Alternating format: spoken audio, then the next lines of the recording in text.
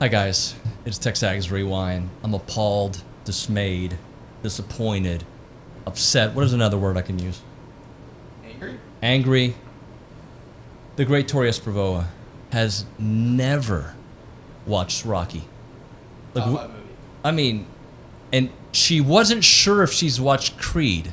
Now, I know this is an Aggie show, but like the fact that you can come into this studio or area and not watch it and then be like, I don't know if I've seen Creed. You should know. Why are you making that face? It's this should be all about the greatness that is A&M and the first, but I am shocked. I'm upset. And also at the same time I'm laughing. Yep, she's not talking. Smell violin. Oh, that's funny. That's really good.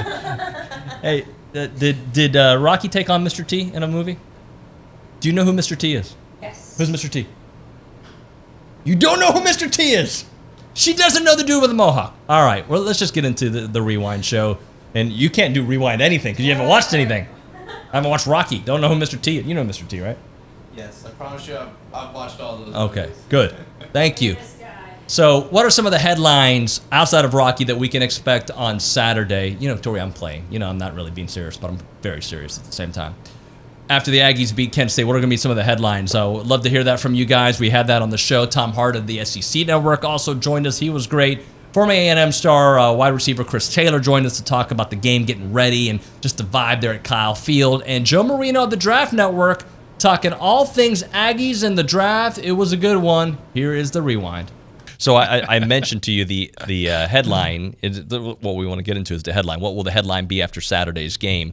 I had two very bad ones. Actually, one was okay. All right, what do you got? Okay. A King's Tale begins. Okay. Right? Because I have a feeling he's going to throw for 285 to 310 yards, rush for 94, have 4 touchdowns, something like that I see happening, right? The other one, I'm just an idiot. You know, I said I was an idiot earlier. I'm an idiot for this one. What are you doing? Haynes and Jalen rolled all over Kent State. What are you doing? Play off of that? Yeah, I got it. If you have to explain, it's not good. Those are the two ones that I came up with. Do you have any for us? Yes. My headline would be Spillers, dashes, crashes, flashes. Bam. See, that's why you got paid to do that for a long time in your life. Because I think Isaiah Spiller is going to have a huge game. You know, it was Jarrett Patterson from Buffalo that ran for 409 yards against Kent State last year. So, 409 yards in one game. Do you think they'll let him rush for that many? I don't, but because we got so many running backs. But the A&M record is 297. So I'm looking for a big game from Spiller. So where I didn't know if I should go with gashes the flashes, trashes the flashes, right? Smashes. I went ahead and just went with crashes. I like it. And Tori, we're going to get to you in a second, but Chris Taylor, who's going to be joining the show here momentarily, Aggies flash championship potential in rout of Kent State. Sounds like a real newspaper headline. Let's talk about some of the other games going on in the SEC. The big one, obviously, Georgia, Clemson. I know there's some injuries there on the Georgia side, but that is a deep, deep team. And Clemson, obviously, every year, one of those college football playoff teams. How big is this one? Well, I'll be honest with you. When we're doing the rounds at media day, I kind of rolled my eyes at this game. I said it's irrelevant in the national scope of things because of the ease of schedule for both of these teams after that opening game and until conference championship weekend means that this is a mulligan. It can be a mulligan. But since then, the injuries specifically at wide receiver and tight end for Georgia have really put them behind the ball in terms of being able to move the ball against this Clemson defense, which has one of the best defensive lines in college football. Georgia's got an incredible stable of running backs. They've got a lot of depth back there. They've got guys they can lean on.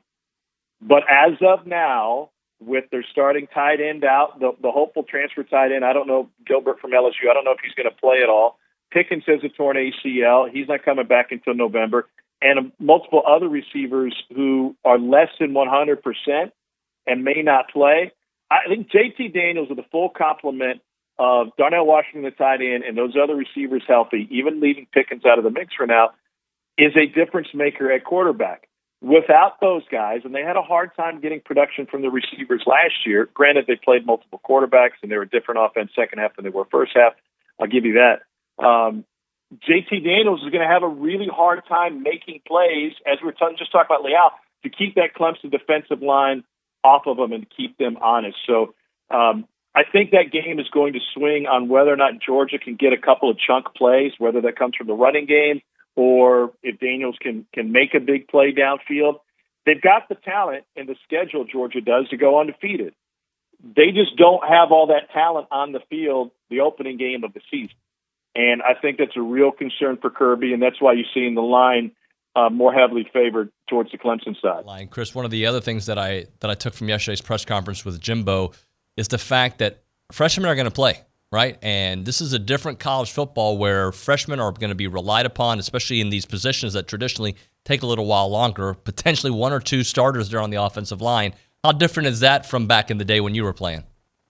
Well, I think the transfer portal has changed the game of college football. You know, you have these kids now and these kids have the star rating and you know, they come out of high school with tons of hype and they want to play and they want to be able to get on the field early. And so, you know, with them being able to transfer and not lose that year of eligibility, I think it adds a little bit more pressure to these coaches to get these kids on the field a little bit sooner. And so, you know, I'm excited, but then, I mean, you look at some of these kids have grown men bodies coming out of high school, and it's amazing how, you know, how big some of these kids are. So I'm looking forward to seeing, you know, a lot of young guys play. I'm a big believer that if you're better than the junior or senior, you know, ahead of you, you should get playing time. You should play. And so, you know, I'm excited to watch these young guys play. I'm excited to watch them grow up and to be able to make contributions to this team. So I think the best players should play, whether you're a freshman, you're a senior. Get those guys on the field that's going to give you the best chance to win. We'll start off with DeMarvin Leal, who I think most have as the